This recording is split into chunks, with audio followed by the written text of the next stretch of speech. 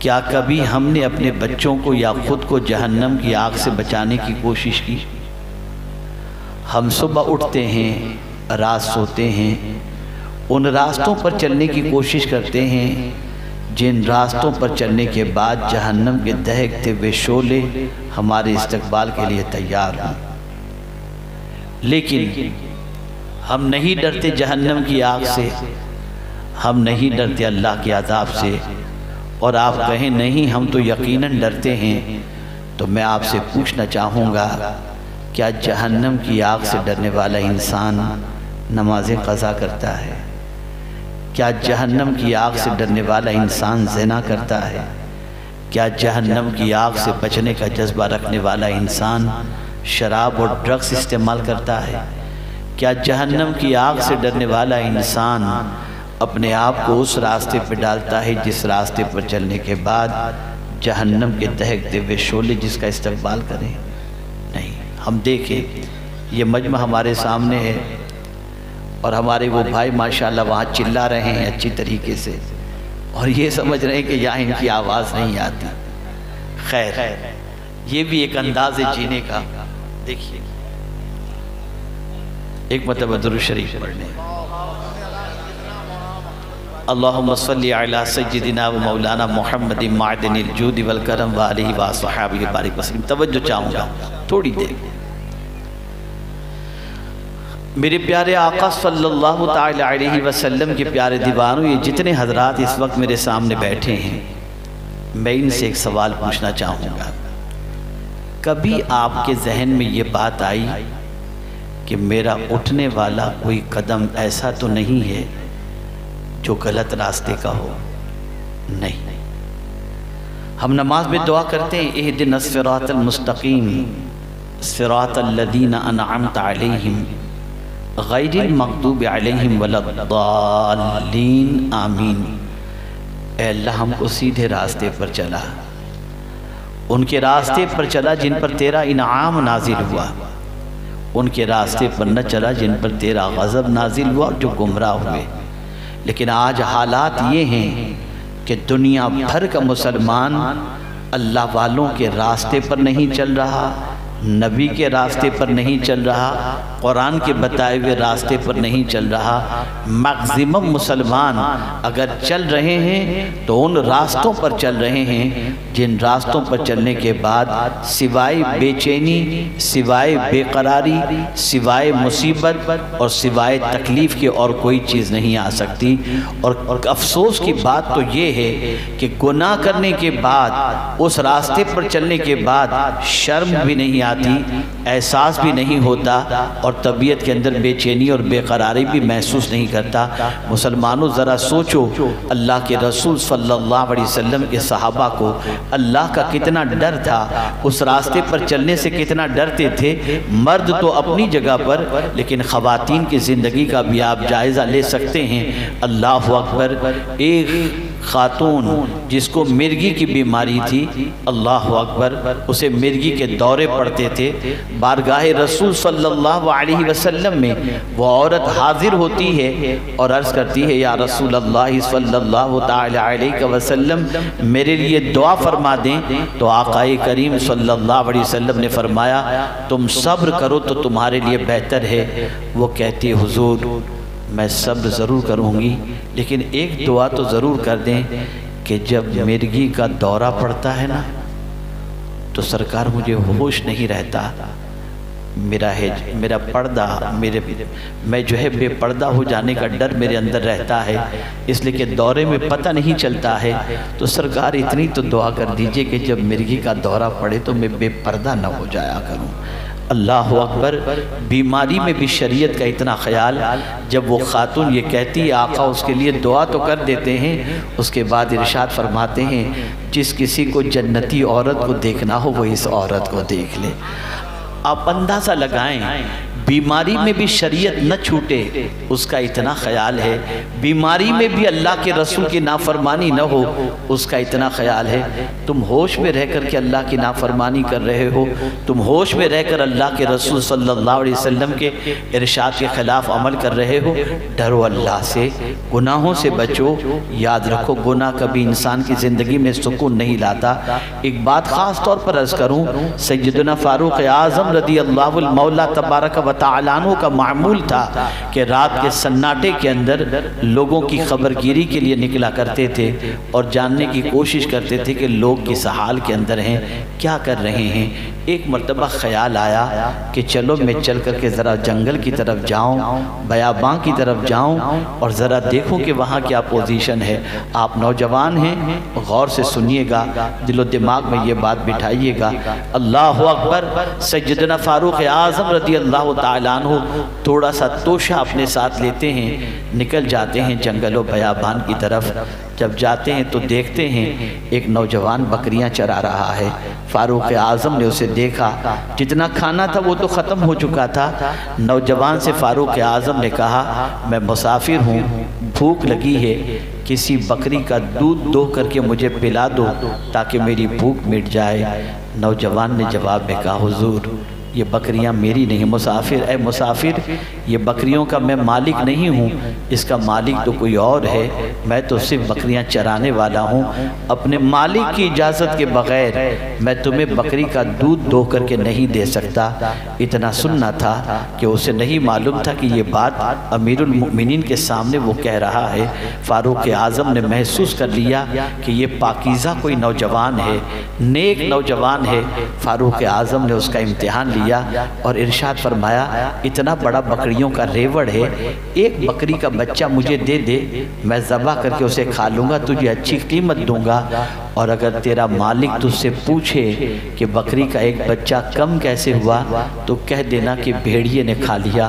اتنا سننا تھا کہ اس شخص نے، اس نوجوان نے، کڑیل نوجوان نے فاروق اعظم سے کہا مسافر کیسی باتیں کرتے ہو، میں اگر آج تم کو ایک بکری کا بچہ دے دیا مانتا ہوں میرا مالک تو نہیں دیکھ رہا، لیکن کیا میرے مالک کا مالک بھی نہیں دیکھ رہا ہے؟ اتنا سننا تھا کہ فاروق اعظم نے اس نوجوان کو سینے سے لگا لیا اور فرمایا جب تک مسلمانوں میں تم جیسے نوجوان موجود ہیں دنیا کی کوئی طاقت اسلام کو بڑھنے سے نہیں روک سکتی۔ یہ نوجوان تھے۔ حضرت دیکھو کیا کر رہے ہو آپ کی بات نہیں کر رہا ہوں، کیا کر رہے ہیں آج کے نوجوان، کیا کر رہے ہیں آج کے نوجوان؟ گناہوں کے دلدل میں ڈوبے ہوئے ہیں، بد کرداری کے دلدل میں ڈوبے ہوئے ہیں، برائیوں کے دلدل میں ڈوبے ہوئے ہیں، گندا پن، گندی پکچریں، گندی سوچ، گندا ذہن اس طریقے سے بن چکا ہے کہ العیاذ باللہ شاید ہی کوئی رات ایسی آتی ہوگی جس کے اندر دامن پر گناہ کے دھبے نہ لگتے ہوں۔ ڈرو اللہ سے، ڈرو اللہ سے۔ جانتے ہو جن آنکھوں سے آدمی حرام چیزوں کو دیکھتا ہے، آقا کریم علیہ السلام کیا فرماتے ہیں؟ رسول اعظم صلی اللہ علیہ وسلم نے فرمایا کل بروز قیامت اس کی آنکھوں کے اندر جہنم کی آگ کی سلاخیں ڈالی جائیں گی۔ اور جہنم کی آگ کا عالم کیا ہے؟ حضور صلی اللہ علیہ وسلم فرماتے ہیں اگر جہنم کے دروازے کو سوئی کے سوراخ کے برابر بھی کھول دیا جائے تو پوری دنیا جل کر کے راکھ ہو جائے گی۔ وہ بندہ جو حرام چیزوں کو اپنی آنکھوں سے دیکھتا ہے جہنم کی سلاخیں اس کی آنکھوں میں ڈالی جائیں گی۔ ہے برداشت کرنے کی طاقت؟ ہے اس تکلیف کو سہنے کی طاقت؟ ایک کچرا آنکھ میں چلا جائے تو برداشت نہیں ہوتا، یہ عذاب کیسے برداشت کر سکیں گے؟ آپ مجھے بتاؤ، سوچو، ذرا غور کرو۔ جس حافظ ملت علیہ الرحمت والرضوان کے ادارے کے پروردہ پوری دنیا میں آج مصباحی فیضان کو لٹا رہے ہیں، جانتے ہیں اس حضور حافظ ملت علیہ رحمہ کا معمول کیا تھا؟ اللہ اکبر۔ مبارک پور کی سرزمین پر اپنے گھر سے نکلتے اور مدرسے تک پہنچنے تک راستے میں ادھر کیا ہو رہا ہے ادھر کیا ہو رہا ہے انہیں خبر ہی نہیں ہوتی۔ نگاہیں نیچی کیے ہوئے جایا کرتے تھے۔ یاد رکھو ان کی نگاہوں میں اللہ کا یہ فرمان موجود تھا، قُلْ لِلْمُؤْمِنِينَ يَغْضُضُّوا مِنْ أَبْصَارِهِمْ، میرے محبوب مومنوں سے کہہ دیں کہ وہ اپنی نگاہوں کو نیچی رکھیں۔ اللہ اکبر، میرے آقا صلی اللہ علیہ وسلم کی بھی یہ سنت مبارکہ ہے، نیچی آنکھیں رکھنا، کہ اعلیٰ حضرت عظیم البرکت امام عشق و محبت حضور کی نگاہوں کے بارے میں فرماتے ہیں، نیچی آنکھوں کی شرم و حیا پر درود، اونچی بینی کی رفعت پہ لاکھوں سلام۔ میرے پیارے آقا صلی اللہ علیہ وسلم کے پیارے دیوانوں، اگر ہم نے چہرے پہ داڑھی سجا لی لیکن نگاہوں کو آوارہ چھوڑ دیا، جسم پر ہم نے کرتا پائجامہ سجا لیا، نگاہوں کو آوارہ چھوڑ دیا، کان کو آوارہ چھوڑ دیا، اللہ کے عذاب سے دنیا کی کوئی طاقت نہیں بچا سکتی۔ ڈرو اللہ سے، جہنم کی آگ سے اپنے آپ کو بھی بچاؤ، اپنے گھر والوں کو بھی بچاؤ، بیوی بچوں کو بھی بچاؤ۔ بس ایک آخری بات عرض کر دوں گا، اس لیے کہ میں جانتا ہوں کہ لفظوں کا بوجھ زیادہ دیر تک آپ برداشت نہیں کر سکتے، اور ہمیں بھی ایک طویل سفر یہاں سے طے کر کے جانا ہے۔ اور میرے پیارے آقا صلی اللہ علیہ وسلم کے پیارے دیوانوں، صرف شوقیہ طور پر آپ جلسوں میں نہ آیا کریں، اسی وجہ سے تو آج زندگی میں انقلاب نہیں آتا، ورنہ کیا وجہ ہے کہ غوث پاک رضی اللہ تعالیٰ عنہ خطاب فرماتے تو لوگوں کی زندگیاں بدل جاتی تھی، توبہ کی توفیق نصیب ہوتی تھی۔ بلکہ کبھی کبھی تو ایسا ہوتا کہ غوث پاک کے خطاب کی محفل میں آنے والے کو مدینے کے تاجدار کی زیارت نصیب ہو جایا کرتی تھی۔ لیکن آج ہمارے یہاں ایک رسم ہو گئی ہے، پروگرام ایک تفریح کا معاملہ بن چکا ہے، اللہ ماشاءاللہ، بس آ گئے۔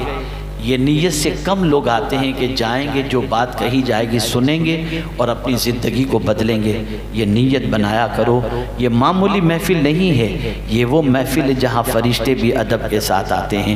میرے پیارے آقا صلی اللہ تعالی علیہ وسلم کے پیارے دیوانوں، عرض یہ کر رہا تھا، خود کو بھی جہنم کی آگ سے بچانے کی کوشش کرو اور اپنے اہل و عیال کو بھی جہنم کی آگ سے بچاؤ۔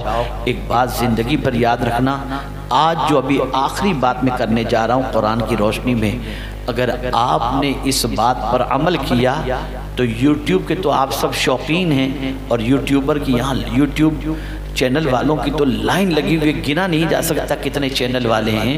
لیکن میں آپ سے پوچھنا چاہتا ہوں کہ یوٹیوب پر آپ روز دیکھتے ہوں گے مالدار بننے کا نسخہ، کروڑ پتی بننے کا نسخہ، یہ دو چیزیں کر لو تو پیسہ رکھنے کی جگہ نہیں ہوگی، یہ یوٹیوب پر آپ دیکھتے ہوں گے۔ میں آج آپ کو قرآن کا ایک نسخہ مالدار بننے کا دیتا ہوں۔ مالدار بننا ہے نا، کسی اور کا قول نہیں ہے، کسی اور انسان کا قول نہیں ہے، یہ پروردگار کا فرمان ہے، اور اللہ جو فرماتا ہے وہ حق فرماتا ہے۔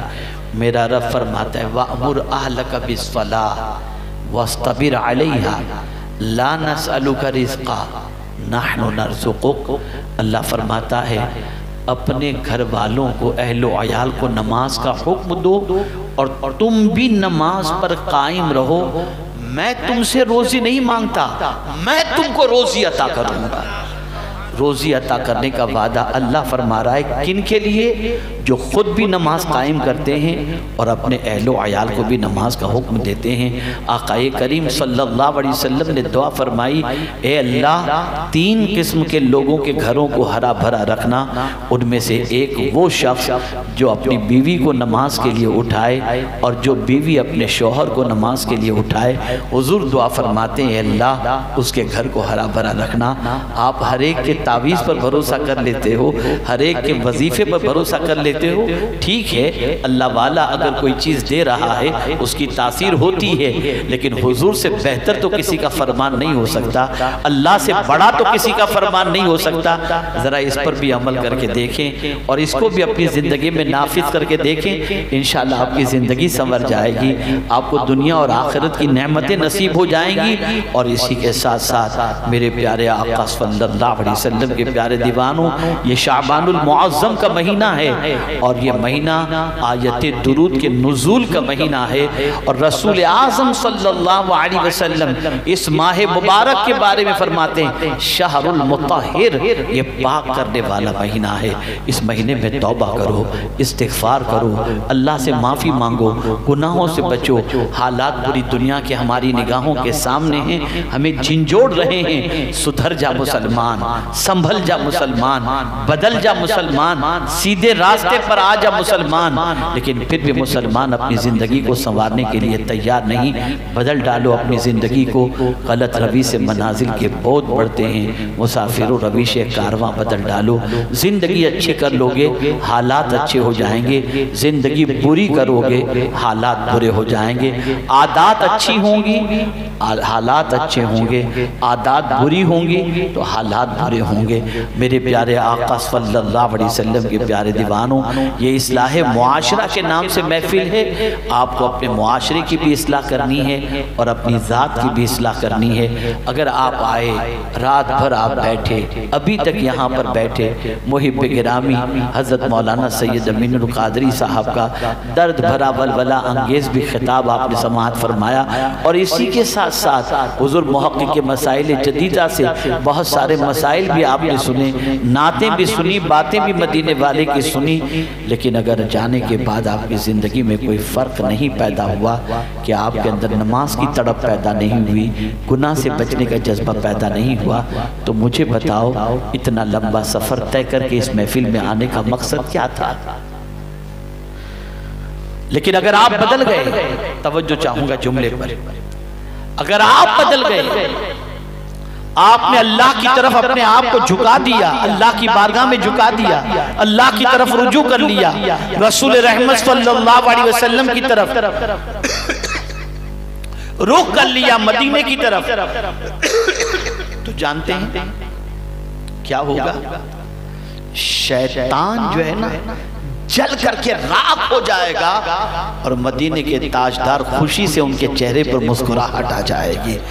اب آپ پر ہے شیطان کو راضی کرنا ہے یا حضور کو راضی کرنا ہے۔ اگر حضور کو راضی کرنا ہے تو گناہوں سے رشتے کو توڑو، توبہ کرو، معافی مانگو اللہ کی بارگاہ میں، اپنی زندگی کو سنوارو، اپنی آخرت کو سنوارنے کی کوشش کرو۔ اور یہ جملہ یاد رکھنا، پہلی ذمہ داری یہ ہے ہم خود کو جہنم کی آگ سے بچائیں اور اپنے اہل و عیال کو جہنم کی آگ سے بچائیں، جس کا ایندھن انسان اور پتھر ہے۔ کامیاب وہ انسان ہے جو جہنم سے بچا لیا گیا اور جنت میں داخل کر دیا گیا۔ فمن زحزح عن النار وادخل الجنہ فقد فاز، جو جہنم سے بچا لیا گیا اور جنت میں داخل کر دیا گیا، بے شک وہ کامیاب ہے۔ ہم موت پر یقین رکھتے ہیں، ہم میں کا کوئی انسان نہیں جانتا کل جو سورج طلوع ہوگا وہ ہم دیکھ پائیں گے یا نہیں دیکھ پائیں گے۔ آج ہم سے اللہ حساب نہیں لے رہا، لیکن ہمارا حساب اللہ قیامت میں لے گا۔ اللہ حساب لے اس سے پہلے ہم خود اپنا حساب لے لیں، اور اس دنیا کے اندر نیکی کے لیے اللہ نے بھیجا ہے تو نیک کام کر کے اللہ کو راضی کرنے کی کوشش کریں، اور رسول رحمت صلی اللہ علیہ وسلم کو خوش کرنے کی کوشش کریں۔ یہ ہمارے منتظمین، یہ کمیٹی والے حضرات اتنی بڑی محفل کیوں سجائے؟ آپ کو کیوں مدعو کیا؟ آپ کے لیے کیوں اہتمام کیا؟ ہم لوگوں کو کیوں بلایا؟ آپ کے بھلے کی خاطر کہ کچھ اللہ رسول کی باتیں آپ کے دل و دماغ میں پہنچ جائیں، جس کی وجہ سے آپ کی زندگی بدل جائے، آپ کی عادتیں بدل جائیں۔ تو میرے پیارے آقا صلی اللہ علیہ وسلم کے پیارے دیوانوں، اپنے آپ کو چینج کرو، اپنے آپ کو بدلو، اور مچھر سے تو بچنے کی کوشش کرتے ہو، جہنم سے بھی بچنے کی کوشش کرو، اور اپنے بچوں کو بچانے کی کوشش کرو۔ مچھر کاٹ لے گا تو ہم اس کا علاج کرا سکتے ہیں، جہنم میں اگر اللہ نے ڈال دیا، اللہ نہ کرے تو کون اس کا علاج کرے گا، کون بچائے گا؟ اللہ اکبر۔ میرے پیارے آقا صلی اللہ علیہ وسلم کے پیارے دیوانوں، اس لیے اگر قرآن کا مطالعہ کریں تو آپ کو پتہ چلے گا انبیاء کی دعاؤں کے اندر جہنم سے بچنے کی دعا نظر آتی ہے۔ ربنا آتنا فی الدنیا حسنہ وفی الآخرۃ حسنہ وقنا عذاب النار۔ ہر رمضان کے اندر تراویح کی 4 رکعت کے بعد ہم اللہ کی بارگاہ میں دعا کرتے ہیں، سبحان الملک القدوس، سبحان سبحان ذی الملک والملکوت سبحان ذی العزت والعظمت والحیبت والقدرت والکبریاء والجبروت سبحان الملک الحی الذی لا ینام ولا یموت سبوح قدوس ربنا ورب الملائکۃ والروح. اور اس کے بعد ہم پڑھتے ہیں اللہم اجرنا من النار اللہم اجرنا من النار اللہم اجرنا من النار یا مجیر یا مجیر یا مجیر. ہم یہ پڑھتے ہیں. اللہ اکبر. اعلیٰ حضرت عظیم البرکت امام عشق و محبت نے فرمایا جو شخص اللہم اجرنا من النار کہتا ہے تو جہنم کے دہکتے ہوئے شعلے اللہ کی بارگاہ میں کہتے ہیں اے اللہ مجھے اس سے بچا لے. اللہ اکبر. بچنے کی دعا بندہ کر رہا ہے اور اس بندے سے جہنم اپنے آپ کو بچنے کی دعا کر رہا ہے. پتہ یہ چلا کہ میرے پیارے آقا صلی اللہ علیہ وسلم کے پیارے دیوانوں اللہ کی بارگاہ کے اندر جہنم سے بچنے کی دعا کرو, جہنم سے پناہ مانگو. اللہ اکبر. اس کے شعلے بڑے خطرناک ہیں, اس کا عذاب بڑا سخت ترین ہے. دنیا کا کوئی انسان جہنم کے عذاب کو برداشت کرنے کی طاقت نہیں رکھتا. ہم پیٹ کی آگ تو بجھانے کی کوشش کرتے. مجھے ایک واقعہ یاد آ گیا اتفاقاً. ایک بچی جو غربت کی چکی میں پیسی جا رہی تھی. اللہ اکبر. غریبی کی حال یہ تھا کھانے کے لیے گھر کے اندر کبھی ایک وقت کا ہوتا کبھی نہیں ہوتا. ایک دن شوہر گھر سے نکلتا ہے, رات کو لوٹتا ہے تو اپنی بیوی سے اپنی بیوی کو کچھ پیش نہیں کر پاتا. کہتا ہے آج مجھے مزدوری نہیں ملی, میں خالی ہاتھ لوٹا ہوں. بیوی نے کہا کوئی بات نہیں, ہم صبر کر لیں گے, پانی پی کر سو جائیں گے, بچوں کو پانی پلا کر سلا دیں گے. دوسرے روز صبح واپس وہ بندہ نیک بندہ کاروبار مزدوری کے لیے نکلتا ہے. شام کو لوٹتا ہے تو خالی ہاتھ لوٹتا ہے, اس کے پاس کوئی چیز نہیں ہوتی. بیوی نے کہا کیا ہوا؟ کہا آج بھی مجھے مزدوری نہیں ملی, کوئی کام نہیں ملا کہ مزدوری کروں مجھے مزدوری مل جائے. نہیں کچھ کام ملا. تیسرے دن جب وہ جانے لگتا ہے قربان اس خاتون کی عظمت پر, وہ خاتون کے دل میں وسوسہ پیدا ہوتا ہے کہ کہیں میری محبت کی بنیاد پر میرا شوہر ایسا نہ ہو کہ بچے کی اور میری بھوک کو مٹانے کے لیے کوئی حرام کام کی طرف قدم بڑھا لے. اس نے برجستہ نکلنے والے شوہر سے کہا میرے شوہر سن لو, ہم پیٹ کی آگ کو تو اپنے بجھا سکتے ہیں, جہنم کی آگ کو نہیں بجھا سکتے. آپ جاؤ ضرور, روزی مل جائے تو سبحان اللہ, نہ ملے تو حرام مت کمانا, اس لیے کہ جس پیٹ کے اندر حرام لقمہ چلا جاتا ہے اس کا حقدار سب سے زیادہ جہنم کی آگ ہوتی ہے. شوہر نے سنا, آنکھوں سے آنسو نکل گئے, اور اللہ اکبر جب وہ گیا تو بیوی کی استقامت اور دعا کی بنیاد پر اللہ نے اتنی روزی عطا فرمائی کہ ماضی کی ساری تکلیفیں دور ہوتی دکھائی دینے لگیں. یہاں یہ بات ذہن میں رکھو, جہنم کی آگ بہت خطرناک ہے, کوئی اس کو برداشت کرنے کی طاقت نہیں رکھتا. اس لیے اللہ نے فرمایا اپنے آپ کو بھی جہنم کی آگ سے بچاؤ اور اپنے گھر والوں کو بھی جہنم کی آگ سے بچاؤ. آج کی اس محفل میں میرا پیغام یہی ہے میرے پیارے آقا صلی اللہ علیہ وسلم کے پیارے دیوانوں. جہنم کی آگ, اللہ کے رسول صلی اللہ علیہ وسلم اس جہنم کی آگ سے اپنی امت کو بچانے کے لیے کتنی کوشش کرتے ہیں کہ خود حضور صلی اللہ علیہ وسلم فرماتے ہیں تم جہنم کی آگ کی طرف جا رہے ہو اور میں تمہارے کمر بند پکڑ کے تمہیں کھینچ رہا ہوں, اور جہنم کی آگ سے بچانے کے لیے اپنی امت کو حضور صلی اللہ علیہ وسلم رات بھر روتے رہے. اسی کو اعلیٰ حضرت عظیم البرکت امام عشق و محبت کہتے ہیں اللہ کیا جہنم اب بھی نہ سرد ہوگا, رو رو کے مصطفیٰ نے دریا بہا دیے ہیں. آقا چاہتے ہیں کہ ہم کسی طرح سے جہنم میں نہ جائیں, لیکن ہم اگر گناہ کریں گے تو ٹھکانہ کیا ہوگا سمجھ سکتے ہیں. اللہ رب العزت جل جلالہ آقا کریم رؤوف الرحیم علیہ التحیۃ والتسلیم کے صدقہ و طفیل ہم سب کو جہنم کی آگ سے پروردگار بچائے, اور پروردگار دونوں جہاں کی بھلائیاں ہمیں نصیب فرمائے. اچھے ماحول میں رہو, اچھی سنگت میں رہو, اچھے دوستوں کے ساتھ رہو, ایسے دوستوں کے ساتھ رہو جو تمہیں مسجد لے جائیں, جو تمہیں نماز کے لیے لے جائیں, جو تمہیں نیکیوں کی طرف لے جائیں, جو زنا کے لیے لے جائیں, بدکرداری کے لیے لے جائیں. اسے دوست نہ سمجھو, وہ تمہارا سب سے بڑا دشمن ہے. اللہ مسلمانوں کے حالات پر کرم کی نظر فرمائے اور ہم سب کو دنیا اور آخرت کی نعمتیں عطا فرمائے, اور پروردگار جہنم کے دہکتے ہوئے شعلوں سے مجھے, آپ کو, ہم سب کے اہل و عیال کو, ہم سب کے ماں باپ کو اللہ تعالیٰ جہنم کے دہکتے ہوئے شعلوں سے بچا لے اور پروردگار کرم کی نظر فرمائے۔ وما علینا الا البلاغ المبین۔ السلام علیکم ورحمۃ اللہ وبرکاتہ۔ میرے پیارے آقا صلی اللہ علیہ وسلم کے پیارے دیوانوں، جاتے ہوئے یہ کتابیں مکتبہ طیبہ سے ضرور حاصل کریں۔ رزق میں برکت اور تنگی کے اسباب، عربی زبان و ادب میں مہارت حاصل کرنے کے لیے آسان کتاب المدرس اور عقائد و معمولات اہل سنت مکتب لگا ہوا ہے، جاتے ہوئے لے کر کے جائیں۔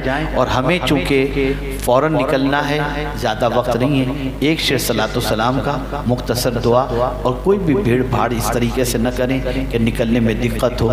ہم سلام کریں گے، آپ سلام کے بعد جواب دے دیجیے گا۔ میں صلاۃ والسلام کے لیے آواز دیتا ہوں، شاعر صاحب سے کوئی تشریف لائیں۔ وَمَا عَلَيْنَا إِلَّا الْبَلَاغُ الْمُبِينُ۔ السلام علیکم۔